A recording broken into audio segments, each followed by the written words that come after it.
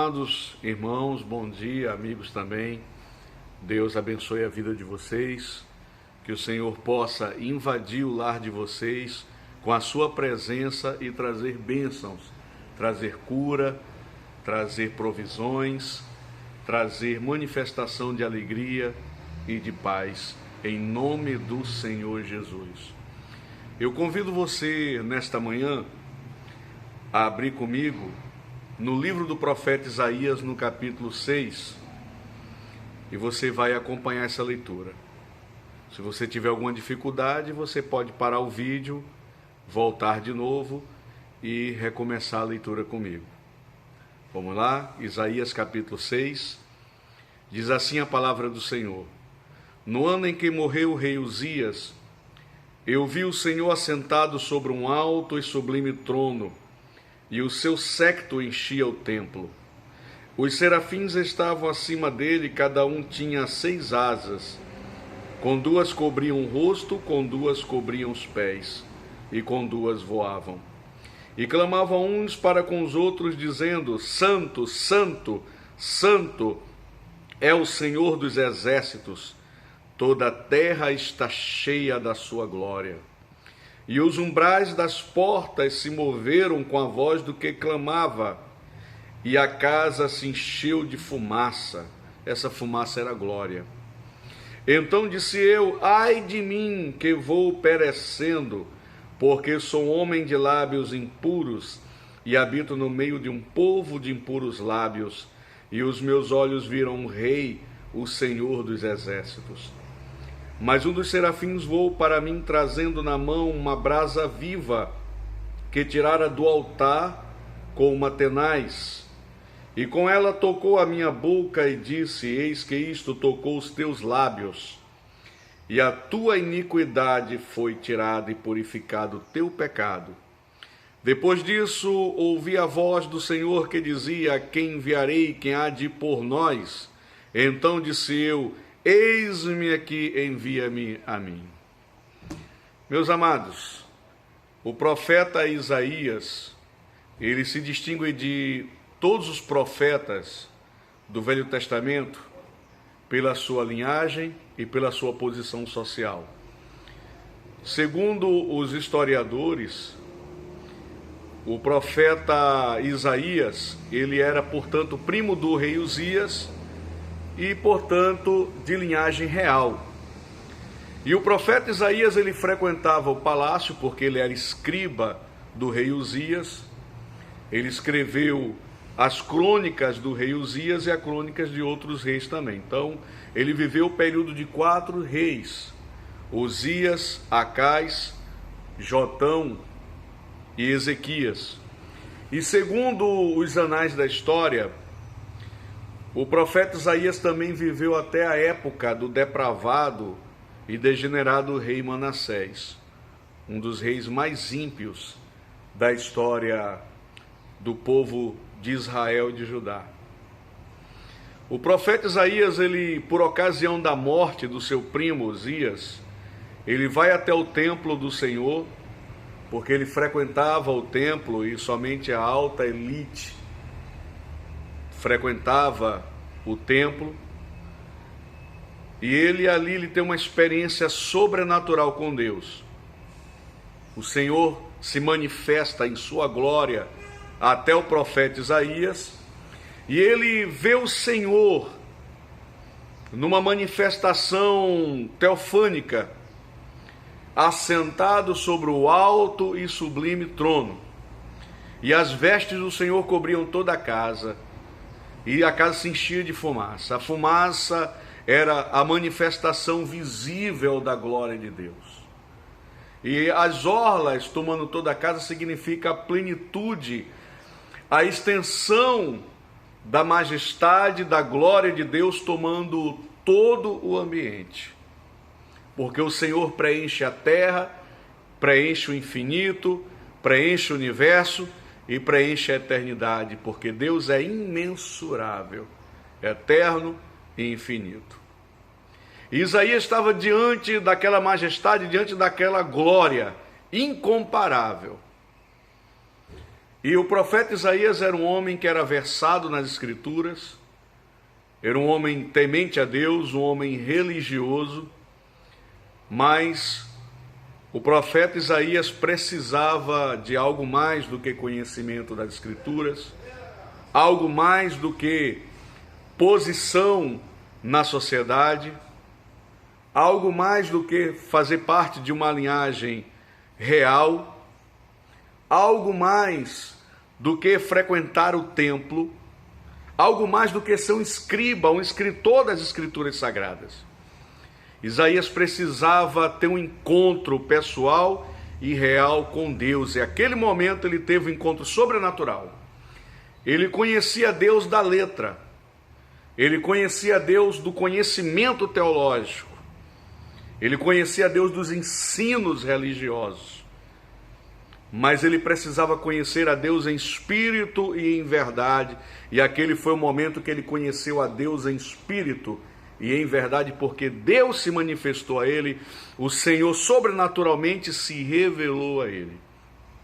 E aquela revelação, aquele encontro mudou tudo na vida dele, no seu ministério, na sua vida pessoal. Quando Isaías viu a glória do Senhor e viu que os anjos serafins declaravam a glória e a santidade de Deus.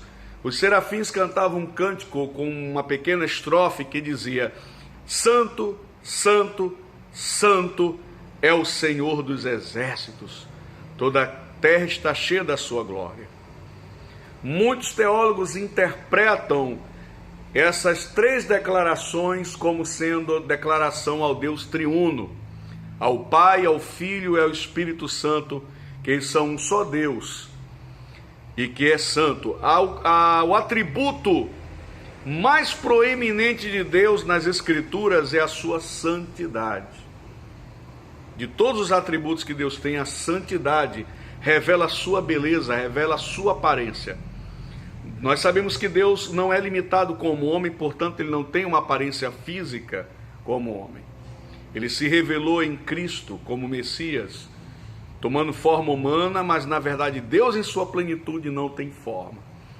Porém, se há algo que define a beleza e a aparência de Deus é a sua santidade. Deus é santo, e nele não há nenhuma nódula, nenhuma mácula, nele não há nenhuma mancha. Deus é plenamente bom e totalmente santo. Ele é o sumo bem. E os anjos declaravam a sua santidade, a sua glória, porque os anjos não tinham outra coisa para falar ali, eu creio. Porque os anjos estavam diante de um Deus santo e glorioso. E os anjos estavam declarando aquilo que estavam vendo e sentindo, a glória e a santidade de Deus. Por isso que eles declaravam aquilo, e estão até hoje declarando. Porque quando você está diante da manifestação do poder de Deus, você não se contém. Você glorifica, você adora, você louva, você se entrega, você fica quebrantado, você chora, você tem alegria. A manifestação do poder de Deus não deixa você sem ação. E ali Isaías viu essa manifestação, sentiu o impacto dessa santidade, sentiu o impacto forte e poderoso desta glória. E Isaías reconheceu o seu pecado, porque muitos anos o profeta viveu entre a classe sacerdotal, entre a classe real, a classe religiosa, a classe dos escribas, dos conhecedores das Escrituras, do templo, dos trâmites e dos processos religiosos. Porém, nunca chegou a declarar: eu sou um homem de lábios impuros e habito no meio de um povo de impuros lábios. Mas ele fez essa declaração porque a santidade de Deus confrontou com o seu pecado. E quando o homem se aproxima de Deus e Deus se aproxima do homem, o homem reconhece a sua miséria, reconhece o seu pecado, reconhece o seu estado de miséria espiritual, porque a santidade de Deus confronta. E Isaías, a sensação dele era de que ele ia morrer, ele ia ser fulminado, porque não era digno de estar na presença de um Deus santo. E quando ele faz essa declaração, a misericórdia de Deus se manifesta, Porque Deus, embora seja santo e seja justo juiz e o pecado mereça punição, os crimes mereçam punições, porém o amor de Deus pela declaração, pela sinceridade, pelo arrependimento do profeta Isaías e pela manifestação de temor e tremor a Deus e reverência e humilhação diante de Deus, fez com que o Senhor tivesse misericórdia, e Deus ordena dos serafins que peguem uma brasa do altar como tenaz. E o altar era um lugar de sacrifício onde o cordeiro era imolado para expiação do pecado do povo. E o altar simboliza a cruz aonde Jesus foi crucificado e morreu e pagou pelos nossos pecados. E a brasa simboliza o Espírito Santo. Através do sacrifício de Jesus e da sua morte pelos nossos pecados, o Espírito de Deus nos foi dado. O Espírito de Deus nos foi enviado como esta brasa. E a brasa tocou nossa mente, a brasa tocou e queimou nosso coração, a brasa incendiou nossa alma, e nós podemos hoje sermos justificados por Deus, purificados, libertos dos nossos pecados. Mas nós precisamos ter um encontro pessoal com Deus, um encontro pessoal com Cristo. Nós precisamos da manifestação da sua glória. Muitas vezes ela não vem de forma visível, mas ela vem de forma invisível, sensitível. Você pode sentir esta glória, você pode ter esse encontro com Deus como Isaías teve. É só você buscar a Deus, é só você procurar a Deus, é só você clamar por Deus. Buscais e me achareis quando me buscardes de todo o vosso coração, diz a palavra de Deus. Então você precisa buscar ao Senhor, você precisa ter esse encontro com Deus. E aí quando você tiver esse encontro com Deus e a glória de Deus se manifestar e a presença de Deus tomar a sua vida, as coisas elas vão se alinhar na sua vida.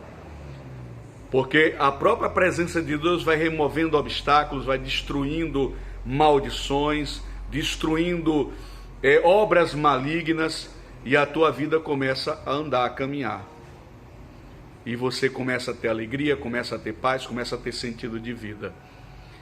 Aí você vê na última declaração de Isaías, depois que ele é purificado com a brasa do altar, o Senhor faz uma pergunta indireta: a quem enviarei e quem há de ir por nós? Porque Deus estava ali para levantar Isaías como profeta, assim como Deus levanta aquele que se dispõe nas suas mãos para ser mensageiro da sua palavra, para ser instrumento na sua mão, para impactar a terra com uma mensagem de libertação, de transformação e de salvação, de consolo, conforto e esperança. E Isaías, cheio do Espírito de Deus, purificado e justificado do seu pecado, pela graça, pelo amor e pela misericórdia do Senhor, Isaías diz: Senhor, envia-me a mim, eu irei. Deus está te chamando. O Senhor quer ter um encontro pessoal contigo. Deus quer se revelar a ti e manifestar a sua glória. Que Deus abençoe a tua vida nesta manhã. E se você ainda não se inscreveu no meu canal, se inscreva, dê o seu like é importante, meu querido. Dê um joinha aí. Você gostou da palavra? Você foi impactado? Deus falou contigo nesse dia? Então dê um joinha, faça um comentário e também se inscreva. A sua inscrição é importante, ativa o sininho e você vai estar recebendo sempre uma mensagem nova. Que Deus te abençoe em nome de Jesus.